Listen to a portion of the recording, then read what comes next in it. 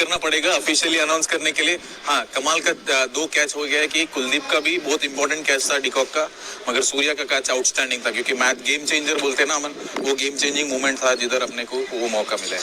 भाई ये पूरा जो सफर रहा है 2 साल का आपका, one Yes, please. Philip, how do you look at the entire tournament, and especially how much the fielding has helped the Indian team pass through difficult phases as well? How much fielding has helped, it's up to you people to see. But one thing I liked about is, irrespective of the conditions, we played. Europe had a different conditions, Florida has a different conditions, West Indies had a different conditions. But one great part of this team is they adapted really well for the different surfaces, and there's a wind always comes into play in West Indies. So they adapted really well, and we never let our intensity go, irrespective of things. And one thing great about this team is camaraderie between each other. There's always somebody helping each other, working as a fielding unit is something special to see. Dilip, like what goes into a catch like Surya's? Like, can you just explain? See, he must. If you ask about Surya's catch, he would have already taken 50 catches in the practice like that. But in a match, when that moment comes, it's his decision, and the awareness of rope. That's very important. Awareness of rope and knowing and confidence that he can throw it and come it up. It's a decision making at that point of the time. He was gone on at that point of the time.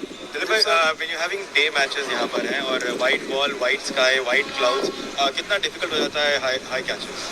Specially जब clear sky होता है definitely तकलीफ होता है, but हम उसके लिए भी हम बोलते हैं कि बॉल को ट्रैक करो ताकि तुम्हारे को इतना एंकर पॉइंट मिले कि एक अगर क्लाउड मिला या फ्लड लाइट मिला है, किसी का एंकर पॉइंट मिल गया तो then it's is easy for the track, but definitely it's not an easy to do, specially people coming from subcontinent to do in a sky where is clear sky.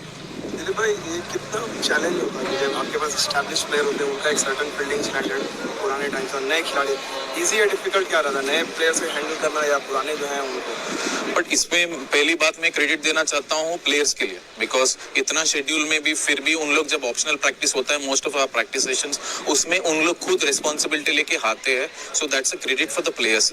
दूसरा होता है कि हम लोग ने सिस्टम से आते हैं, जो इंडिया ये खेलते हैं एनसीए में उधर ऑलरेडी करके आते, मगर इधर हम लोग क्या करते, मौका मिले जब फाइन ट्यून करना है, जब नहीं खेला तो थोड़ा हार्ड वर्क करना है। But one great part of this team is ये कॉम्बिनेशन है कि एक्सपीरियंस प्लेयर्स का कॉम्बिनेशन है और यूथ का कॉम्बिनेशन है, so this they really gelled well together. Dilip sir, scheduling कितना बड़ा चैलेंज था? ऑब्वियसली हमारा भी काफी बिजी शेड्यूल था as cricketers, as support staff, कितना मुश्किल था? Super 8 specially turn around time कुछ भी नहीं था। If you talk about adaptability, I feel I rate Indian team always higher, because हम लोग को पता है ये शेड्यूल, तो हम कभी ऐसा